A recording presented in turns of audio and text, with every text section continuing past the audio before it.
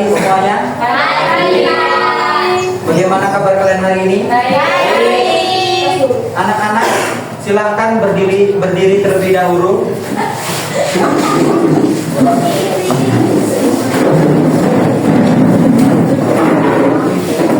Periksa dulu kerapian, ikat pinggang, baju dirapihin, jilbab dibenerin. Apabila ada sampah di laci atau di bawah meja, silakan diambil. Baik, silakan duduk kembali.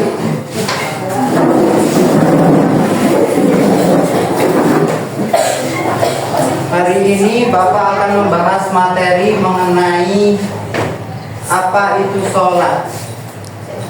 Tadi subuh ada yang sholat subuh? Silakan angkat tangan yang sholat. Sedikit ya yang sholat. Yang ini dari hasil.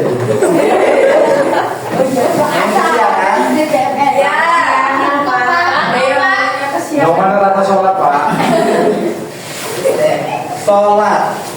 Sholat adalah tiang agama. Apabila tidak melaksanakan sholat, maka ia meruntuhkan agama. Kenapa demikian? Tahu Pak? Sholat adalah kewajiban umat muslim selama ia masih hidup dan harus selalu dikerjakan dimanapun, kapanpun, tidak boleh sampai dilewatkan. Sholat itu hukumnya wajib karena sholat merupakan rukun Islam yang Kedua Pak. setelah Sahadat. Bagus. Sudahkah kalian belajar sholat dengan benar? Mari kita belajar tentang sholat. Sholat adalah bentuk bersyukur atas nikmat yang telah Allah berikan dan harus dikerjakan karena sholat merupakan tiang agama. Sholat dapat dilakukan dengan beberapa syarat yang telah ditentukan. Sholat itu hukumnya adalah fardu ain. Apa itu fardu ain? Fardu ain adalah sholat yang dilakukan apabila tidak dilakukan mendapatkan dosa. Sholat fardu ain dibagi menjadi 5, yaitu Subuh.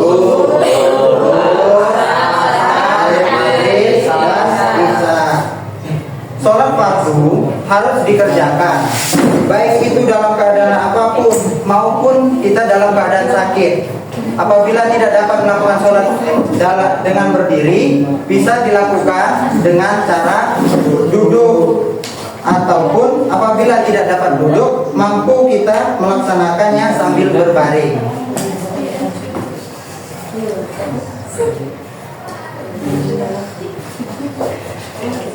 Sholat menurut bahasa adalah doa, dan menurut istilah sholat merupakan rangkaian ucapan dan gerakan yang diawali dengan takbiratul ikram dan diakhiri dengan salam.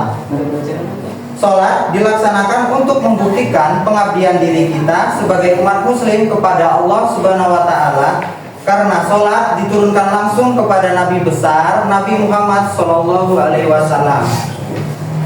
Allah Subhanahu wa Ta'ala berfirman dalam Quran surat Al-Ankabut ayat 45 yang artinya, bacalah kitab Al-Quran yang telah diwahyukan kepadamu Muhammad dan laksanakanlah sholat, karena sholat mencegah dari perbuatan keji dan mungkar.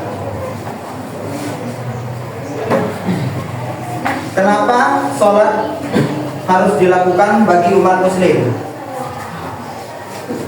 Ada yang bisa jawab? Karena sebagai tiang agama. Nggak tahu Pak, apa Pak? Sholat merupakan satu setelah hari kiamat, pertama kali yang dihisab yaitu sholat. Kenapa? Apabila sholat sholatmu bagus, maka semua perbuatan dan amal ibadahmu yang engkau lakukan selama di dunia akan bagus. Apabila sholatmu jelek, ditinggalkan dan dilalaikan, semua perbuatan baik di dunia itu kamu lakukan dengan baik, bagus dan benar dianggap jelek. Karena sholat penentu utama dari perhitungan hisab. Perbaiki sholatmu, maka Allah akan memperbaiki hidupmu. Masya Allah. Masya Allah.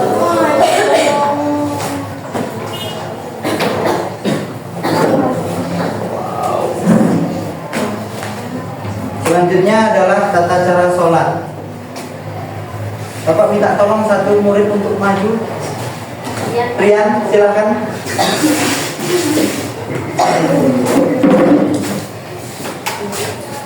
Gak apa-apa. Ada gambarnya. Iya Pak. Setutupan Pak nanti gambarnya di situ. Oh ya, di sini aja.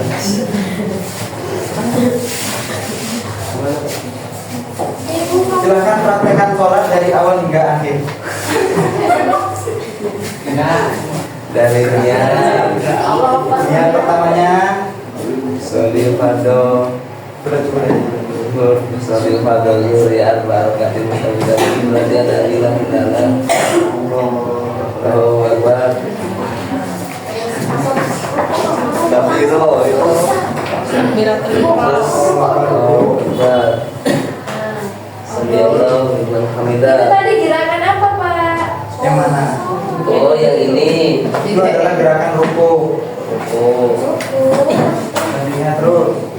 Samiallahu liman hamidah. Jauh ya.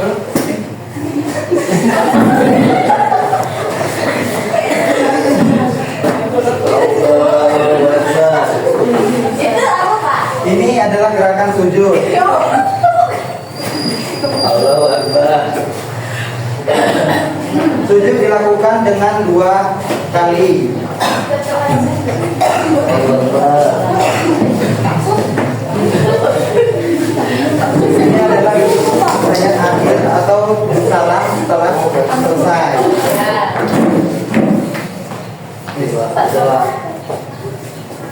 Kok satu kali? Terima kasih kalian. Terima kasih Pak.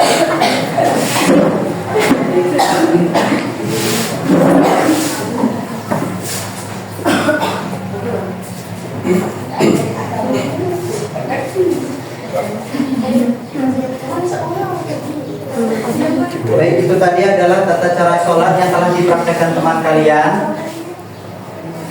Intinya, sholat itu harus dilaksanakan bagi seorang muslim. Apabila ia masih muslim, wajib melaksanakan sholat. Apabila sholat ditinggalkan, maka dapat dikatakan kafir. Baik, selanjutnya yaitu tentang sopan santun.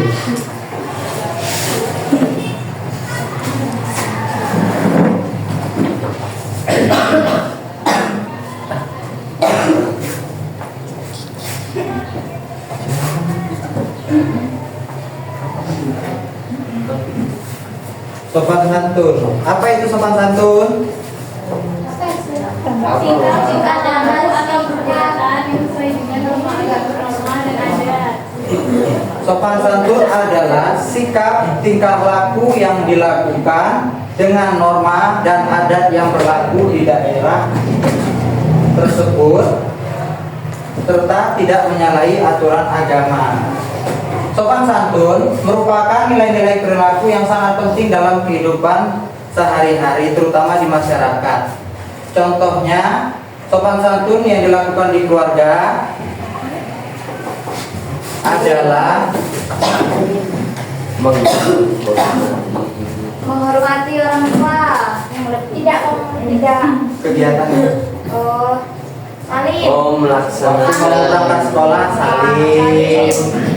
Ada orang tua di jalan ditegur, sapa, dan orang tua lewat tangan seteteng.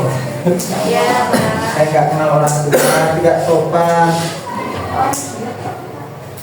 Bapak minta tolong 2 murid untuk maju untuk menunjukkan cara sopan santun lewat di depan orang tua. Siapa Pak panggil aja? Romat dan Riko, silakan untuk maju sebentar. Iya. Siapa?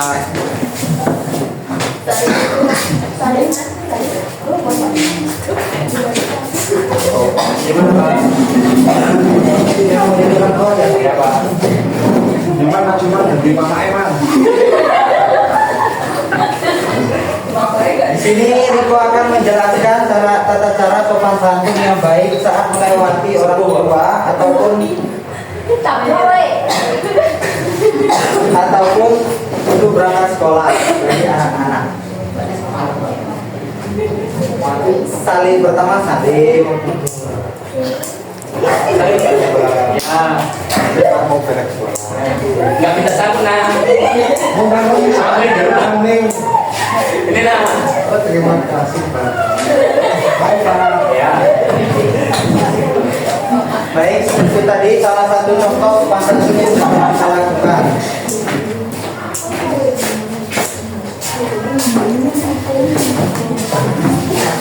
Norma sopan santun bersifat relatif, yang artinya apa yang dianggap sebagai norma kesopanan berbeda-beda di tempat, lingkungan, atau waktu. Pelanggaran terhadap norma kesopanan dapat berakibat pada sanksi masyarakat seperti cemoohan, celaan, hinaan, atau dikucilkan. Sampai sini udah paham?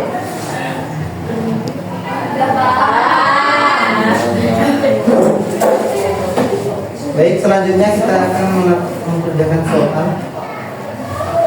Yang bisa menjawab silakan maju ke depan.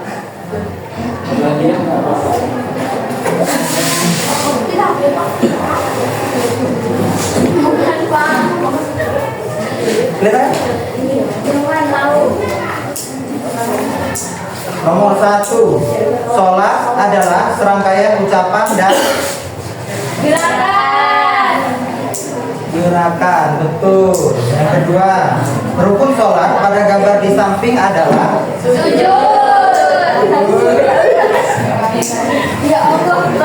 Yang ketiga, nama gambar rukun sholat di samping adalah kenapa?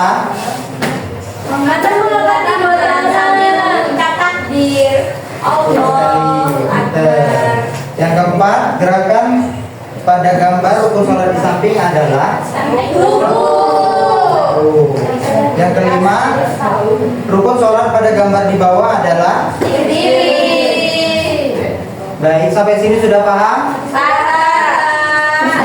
Jadi kesimpulan pada pagi hari ini adalah sholat merupakan tiang agama dan harus dilaksanakan seorang muslim, tidak boleh dilalaikan maupun dimanapun itu, sesibuk apapun dirimu, secapek apapun dirimu, sesakit apapun dirimu, sholatlah walaupun itu hanya sekedar berbaring, karena sholat akan menuntut hidupmu menjalani hidup yang lebih baik.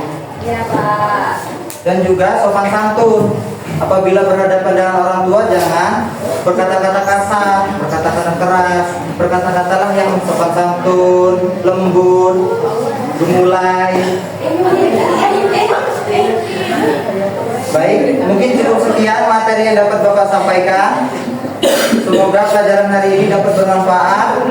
Bapak akhiri, wassalamualaikum warahmatullahi wabarakatuh.